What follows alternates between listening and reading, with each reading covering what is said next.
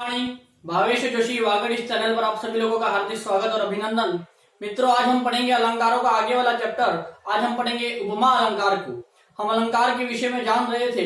भाषा सेकंड में जिन जिन के भी भाषा सेकंड है उनका अलंकार का चैप्टर है और भाषा फर्स्ट वालों के साहित्य और साहित्यकार है। तो साथियों, हमने अलंकार की चर्चा कर रहे थे हम, और उसमें हमने अलंकार पढ़ लिया, अनुप्रास पढ़ लिया, और उससे भी आगे हमने यमक और श्लेष अलंकार को जान लिया है। अब हम उपमा अलंकार को समझेंगे। साथियों, मैं गारंटी से कहता हूं कि रीट वाले विद्यार्थियों को मैं वही चीज पढ़ाऊंगा जो उनके परीक्षा के अकॉर्डिंग है, अर्थात पुराने पेपर इत्यादि सब कुछ देख लेने के बाद में जो निचोड़ निकल सकता है कि हाँ ये परीक्षा में आने की लगभग संभावना है, वही चीज मैं आपको पढ़ाऊंगा। निचोड़ में आपको दूंगा, कोई फालतू का ज्यादा ज्ञान नहीं दूंगा, बस वही चीज पढ़ाऊंगा जो परीक्षा के लिए निश्चित तौर पर आने लायक है। और फालतू का कोई बखान, फालतू का कोई ज्ञान नहीं दूंगा जो कि परीक्षा के लिए महत्वपूर्ण है, और वो भी बहुत ही सरल भाषा में है। अब क्योंकि आप फर्स्ट ग्रेड या सेकंड ग्रेड तो दे नहीं रहे, रीड लेवल का दे रहे हैं, अर्थात कक्षा 6, 7, 8 तक पढ़ाने वाले एक शिक्षक बनने वाले हैं आप, तो निश्चित तौर पर उसी के अकॉर्डिंग आपको नॉलेज चाहिए, तो वही नॉलेज मैं आपको दूंगा। चलिए साथियों, उपमा अलंकार को आज हम जानेंगे। देखिए, उपमा का मतलब वो नहीं जो आप घर में पकाते हैं खाने वाला उपमा नहीं। उपमा का अर्थ होता है किसी को बढ़ चढ़ के कुछ बताना। अब वो बताना कैसे, या लिखा उसका परिभाषा दिया है कि प्रस्फुटम सुंदरम साम्यम उपमेत्यभिधीयते। प्रस्फुटम सुंदरम साम्यम उपमेत्यभिधीयते। अब समझना बात को। उपमा इति अभिधीयते, अर्थात उपमा इस प्रकार का कहा गया है। तो किस प्रकार का कहा गया है, देखिए, वो प्रस्फुटम होना चाहिए। तो प्रस्फुटम होगा तो उपमेत्य विधीय, तो उपमा कहा जाएगा।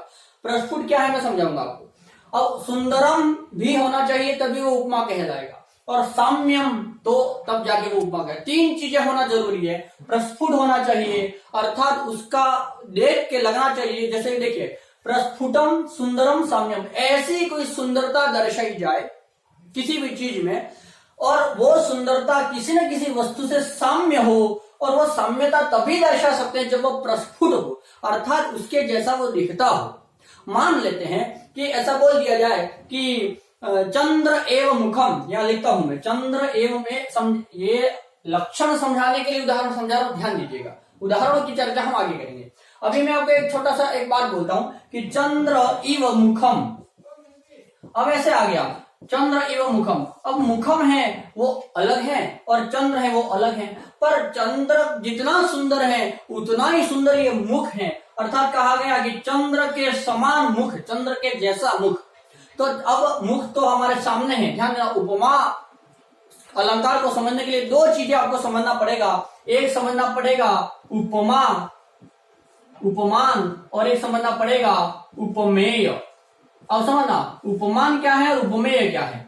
देखना, जो आंखों के सामने रहता है वो उपमेय कहलाता है। साथियों, क्या कहलाता है? उपमेय। और जो जिसकी उपमा दी जाए कि नहीं ये तो उसके जैसा है, तो जो नहीं है और उसके बारे में चिंतन करके उसके बारे में बताया गया कि ये मुख तो इतना सुंदर है मानो चंद्र, अर्थात ये मुख चंद्रमा के समान सुंदर है, चंद्रमा की तरह। तो अब ये सामने क्या रहेगा, मुख रहेगा, तो मुख हो गया उपमेय। अब सामने मुख दिख रहा है तो मुख को देख करके बोल रहा है कि ये मुख इतना सुंदर है कि चंद्रमा के जैसा सुंदर है। ठीक, तो अब वो चंद्रमा है वो सामने नहीं था, फिर भी उस मुख की हमने उपमा दे दी, उस चंद्रमा की उपमा उस मुख को दे दी। अब समझ में आ रहा आप लोगों को कि जब कभी भी, इसको मैं मिटा देता हूं, ध्यान दीजिएगा कि जब कभी भी समानता किसी चीज में दर्शाई जाए, लेकिन वो समानता होती कैसे है, प्रस्फुट होनी चाहिए और सुंदर होनी चाहिए। वो समान ऐसा नहीं कि उसका कोई गुण लक्षण धर्म मिल नहीं रहा और जबरदस्ती किसी को ठोके जा रहा है कि नहीं ये तो अभी कोई नायिका है, बहुत अच्छा सुंदर मुख है, और स्वाभाविक सी चीज है कि चंद्रमा भी सुंदर है, इसीलिए चंद्रमा की उपमा नायिका के मुख को दी जा सकती है। हाँ, ऐसा नहीं कहा जा सकता कि जैसे कि कोई नायिका है और सुंदर लग रही है, पर ऐसा थोड़ी कहेंगे कौवे जैसी सुंदर, अब ये उपमा नहीं कहलाएगी, है ना। तो ये उपमा नहीं, क्योंकि कौवे जैसा हो संभव नहीं ना, क्योंकि दोनों में सुंदरता नहीं रहेगी ना, तो प्रस्फुट भी नहीं रहेगा, सुंदर भी नहीं रहेगा, वहां पर साम्यता भले होगी, पर उपमा उसे कहेंगे जब दोनों में साम्यता भी हो, है ना, साम्यता हो, दोनों में समानता हो, वो सुंदर भी लगे और प्रस्फुट होना चाहिए, मतलब दिखना चाहिए कि हाँ यार वास्तव में वो उसके जैसा हो सकता है। नहीं हो सकता फिर भी उपमा दिया जा रहा है, ऐसा नहीं हो सकता है। तो समझिए कोई चीज प्रस्फुट हो मतलब वास्तविक रूप में ऐसा दिख रहा हो और वो सुंदर हो और साम्यता किसी चीज से दर्शाई जाए, तब जाके उसे हम उपमा इति अभिधीयते, उसे हम उपमा कहेंगे। उदाहरण देख लीजिए, उदाहरण लिया है कि वागरथाविव संपृक्तौ वागरथ प्रतिपत्तये जगतः पितरौ वंदे पार्वती परमेश्वरौ। ध्यान दीजिएगा, जगतः पितरौ वंदे, अर्थात कालिदास महाकवि कालिदास कह रहे हैं रघुवंश के पहले श्लोक में कि जगतः यानी कि जगत के, पितरों यानी कि माता पिता को, वंदे मैं वंदना करता हूँ, जगत के माता पिता को मैं प्रणाम करता हूँ, वंदन करता हूँ। और वो कौन कौन जगत के माता पिता, तो पार्वती और परमेश्वर यानी कि भगवान शिव, भगवान शिव और पार्वती को, ये दोनों जो कि जगत के पिता हैं, माता पिता हैं, उनको मैं वंदना करता हूँ। अब वो दोनों की विशेषता बताई है, इन पार्वती और परमेश्वर कैसे हैं उनकी विशेषता यहाँ पर बताई है कि वाक अर्थो इव, वाक मने वाणी, अर्थ मने उसका अर्थ है ना, वाणी और अर्थ, तो वाणी और अर्थ के समान, वाक अर्थो इव, यहाँ पर संधि करके विव बनाया है, अयानी संधि करके, समझिएगा बात को कि वाक अर्थो इव, वाणी और अर्थ के समान, संपृक्त वाणी और अर्थ के समान जो है पार्वती और परमेश्वर, उनको मैं वंदना करता हूँ। ठीक, अब देखिए यहाँ पर इव शब्द आ रहा है। ध्यान, एक बड़ी बात है, जब कभी भी आपको किसी श्लोक में इव शब्द दिख जाए, यथा शब्द दिख जाए, समझना बात को, समम शब्द दिख जाए, सम शब्द दिख जाए, है ना, सदृश शब्द दिख जाए, सदृश शब्द दिख जाए, है ना, समम शब्द दिख जाए, समझ में आ रहा है, तो ये शब्द दिखे कहीं तो समझना इसमें उपमा अलंकार हो सकता है, क्योंकि उपमा अलंकार की विशेषता है कि उसके उसके समान ऐसा दर्शाने के लिए कहीं ना कहीं या तो यू शब्द का प्रयोग करेगा, यथा समम सदृशम, इस प्रकार के शब्दों का वो प्रयोग करेगा। यहाँ इस शब्द से हमें पता चल रहा है कि वाणी और अर्थ के समान जो पार्वती और परमेश्वर भगवान शिव हैं, उन दोनों को मैं, वो जगत के माता पिता है और उनको मैं प्रणाम करता हूँ। अच्छा, क्यों प्रणाम करता है, तो आगे यहाँ पर लिखा है कि वाग अर्थ प्रतिपत्ति, वाणी और अर्थ, मेरी वाणी और अर्थ को प्रतिपादित करने के लिए, बढ़ाने के लिए, उसमें वृद्धि करने के लिए मैं वाणी और अर्थ के समान, वाणी और अर्थ को प्रतिपादित करने के लिए जगत के माता पिता पार्वती और परमेश्वर भगवान शिव को अहम वंदे, मैं वंदना करता हूँ, ये इसका अर्थ है। तो अब हमें क्या समझना है, ध्यान, इसमें अनुष्टुप छंद भी है। ठीक, अब उपमा अलंकार हमें समझना है, इसमें उपमा कहाँ है, तो पार्वती और परमेश्वर ये दो शब्द है, ये दोनों उपमेय है, और इन दोनों को, पार्वती को तो दे दिया वाक, है ना, और परमेश्वर को दे दिया अर्थ, तो ये वाणी की उपमा दे दी पार्वती को और अर्थ की उपमा दे दी परमेश्वर को, इसलिए बोलिए वाक अर्थ इव, वाक और अर्थ के समान जो पार्वती और परमेश्वर है उनको प्रणाम करता हूं। तो यहाँ पर समान इव शब्द का प्रयोग करके उन दोनों को उपमा दिया गया।